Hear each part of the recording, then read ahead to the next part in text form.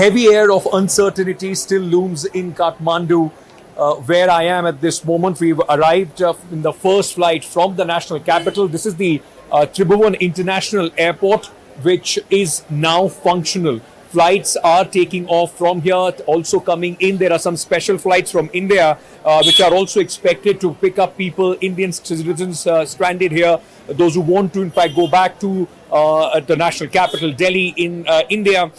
So those special flights would be coming in. And also now, Indian carriers have started their normal functions as well. As far as the flights are concerned, it's still as I said, quite uncertain. There is unease as well. My colleague Xavier will just give you a sense of the departure terminal where we are standing at this moment. A lot of people, there has been, remember, backlog of tourists, those who were stuck here as well. And, people, those who have been waiting to take off from Kathmandu at this moment after many of them scared after what they saw especially on the 9th of September. Can I speak to you? Hi, are you from India? We are from India, correct. How big is your group? How many people have been? A group of 75 people. To all tourists? All tourists from Bangalore and Mumbai, yes. So, since when have you been here? Were you here on the 9th and the 10th? Yes, we landed on 9th when the situation was not as bad as it was. Then as soon as we landed, then everything went haywire. Yeah. And we had to get stuck. We were stuck for 2 days with the same property.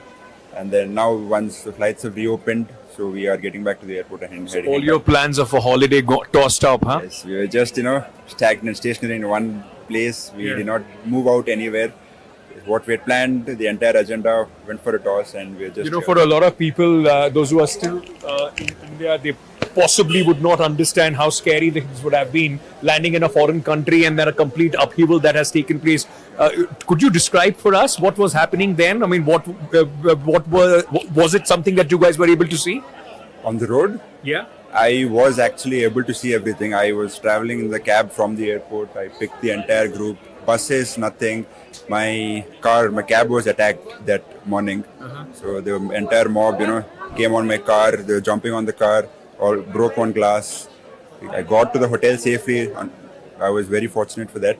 But that was one experience I would never want to, go through again. I'm sure nobody would want to, and I'm so glad that you are safe.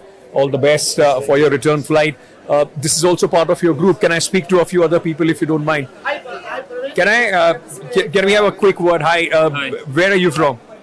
We are from Bombay, Maharashtra, India. So, you guys, when did you land here? And 2 days ago. 2 days ago? Yeah, on Tuesday. When actually situation was at its peak, most terrible at that point of time. Absolutely. With violence. So you landed in Kathmandu and you saw Kathmandu on fire? Yes, so we landed, we went to the Marriott. Right besides us was Hilton, which was on fire, unfortunately. Yeah. We did see the roads being blocked. But what I realized is the protesters were very cooperative. They understood we were a tourist bus and they did allow us to go. So that's one good thing. I mean, I do realize the protest is for a reason, but it was just not, I want to destroy entire Nepal. It was like, we want to It was the anger against their government, Exactly. but not We against want the to people, those who overrun are coming in. Absolutely. We want to overrun the government. Yeah. But I just don't want to destroy everything in front of me just because I'm angry. But I'm sure you guys must have it must have been a very, scary, tragic, and all plans gone up. Right.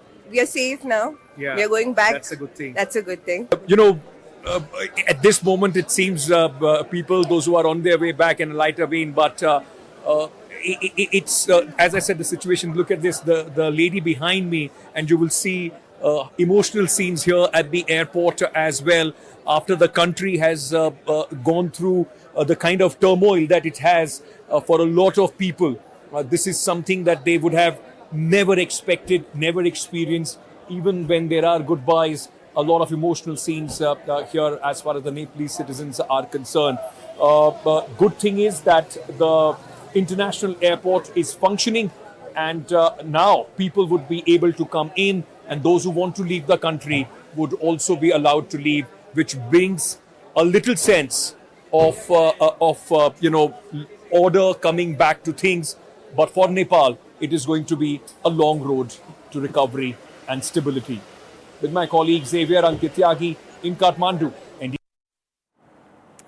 Well, Nepal may be calm right now, but many big questions, they still remain from the streets of Kathmandu. The Gen Z protesters, they are now listing their demands and even floating names for the leadership. My colleague Ankit Tyagi, who has been tracking everything from the ground, he joins us to get us more on this. Ankit, we are listening, we are hearing two names, Kulman Ghishing and a former judge who's being backed by the mayor. How realistic are these demands?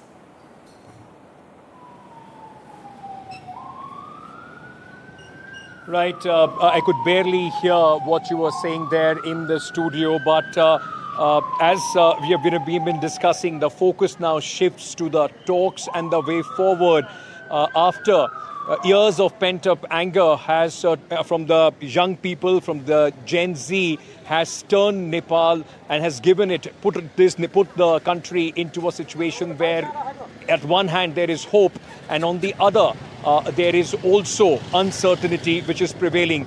Baby steps are being taken at this moment, though there is the Nepalese army has taken control of Kathmandu, the capital city, and the situation is peaceful since yesterday, but tensions still prevail. Where I'm standing at this moment is an intersection just close to the army headquarters, where important talks about the future of Nepal and the way, which direction would this fragile situation take are going on.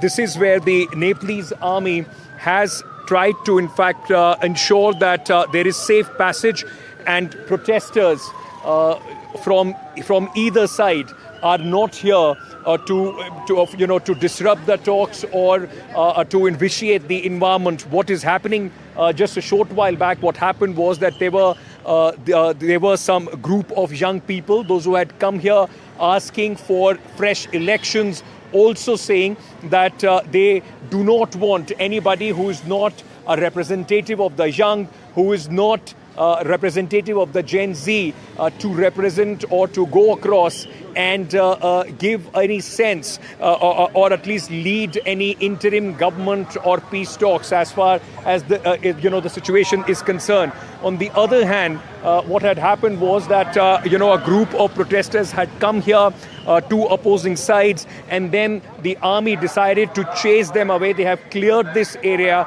so that peace prevails, at least where we are standing at this moment. You will see the army vehicles standing behind me, along with the soldiers on the street, ensuring that peace prevails here in Kathmandu while talks are going on in the army headquarters for the future of Nepal and the direction that the country is going to take. You will see a lot of people holding the Nepalese national flag, showing their patriotism, coming out on the streets. There is a sense of enthusiasm, hope among the young, but also a tale of caution with what is happening at this moment.